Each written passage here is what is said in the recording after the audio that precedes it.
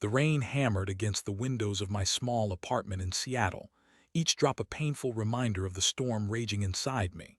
My name is Griffin, and until a few weeks ago I thought I had it all. A stable job as a software developer, a cozy home, and a wife, Orlia, who I loved more than words could say.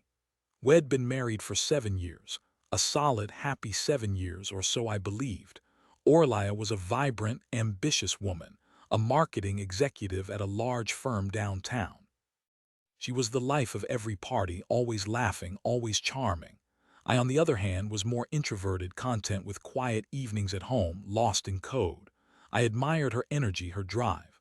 I thought we balanced each other perfectly. The first crack in our seemingly perfect facade appeared subtly, almost invisibly. Orlia started working later, attending more networking events, and traveling for urgent business meetings. I didn't think much of it at first. I trusted her implicitly. Besides, work was demanding for both of us, and I was often consumed by my own projects.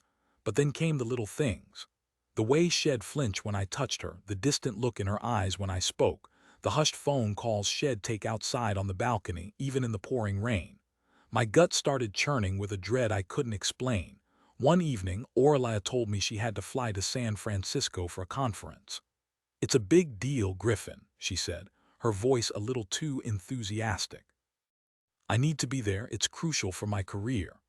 I kissed her goodbye at the airport, a knot tightening in my stomach as I watched her disappear through security. That night I couldn't sleep. I tossed and turned, plagued by an unsettling feeling. I told myself I was being paranoid, insecure. Orlia loved me, we had a good life. Why would she do anything to jeopardize that? But the feeling persisted, gnawing at me. Finally, around 3 a.m. I gave in. I went to her home office. I knew it was wrong, a violation of her privacy, but I couldn't shake the suspicion that something was terribly wrong. Orlia was meticulous about her passwords, but I knew her too well. I knew her childhood pet's name, the street she grew up on, her mother's maiden name.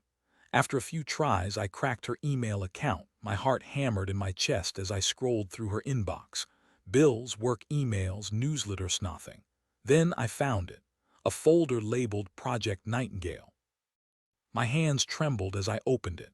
The emails were addressed to someone named Jasper. As I read through the thread, the world around me began to blur. The words swam on the screen, each sentence a dagger twisting in my gut. Orlia and Jasper were having an affair, a long, passionate affair. The business trips, the networking events, the late nights, it was all a lie. The emails were explicit, filled with intimate details of their rendezvous. They talked about their longing for each other, their secret meetings, their plans for the future. One email, dated just a week before, described a weekend getaway to a secluded cabin in the mountains. A weekend she had supposedly spent working on a crucial presentation. I felt like I had been punched in the stomach. The air left my lungs and I stumbled back, collapsing into her chair. Tears streamed down my face, blurring the screen. I couldn't breathe. My world was crumbling around me. How could she? How could she betray me like this?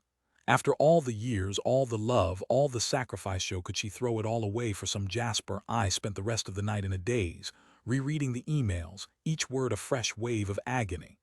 I tried to make sense of it, to find some explanation, some justification for her actions. But there was none. It was pure, unadulterated betrayal. The next morning, Orlia returned from San Francisco, bright and cheerful as ever. She hugged me, kissed me, and asked how my week had been. I stared at her, my eyes filled with a mixture of rage and hurt. "I know," I said, my voice barely a whisper. Her smile faltered. "Know what about Jasper?" I said, the name tasting like poison on my tongue. Her face drained of color. She stumbled back, her eyes wide with panic. "Griffin, I don't," I said, holding up my hand. "Don't lie to me anymore. I read your emails. I know everything." She burst into tears, collapsing onto the sofa. "I'm so sorry, Griffin," she sobbed. "I didn't mean for it to happen. It just happened. It just happened," I repeated, my voice rising. "You planned secret meetings, you lied to my face, you went on romantic getaways, and it just happened." She didn't answer. She just kept crying. I walked out of the apartment that day, leaving Orlia sobbing on the sofa. I didn't know where I was going, what I was going to do. I just knew I couldn't stay there, not for another minute. I spent the next few weeks in a haze of grief and anger. I moved into a cheap motel, unable to face the thought of returning to our apartment. I called in sick to work, spending my days staring at the ceiling, replaying the events in my head. My friends, Leif and Anselm, tried to be supportive, but I pushed them away. I didn't want to talk about it. I didn't want to hear their platitudes about moving on and finding someone new. I just wanted to be left alone with my pain. One day, Leif showed up at my motel room unannounced.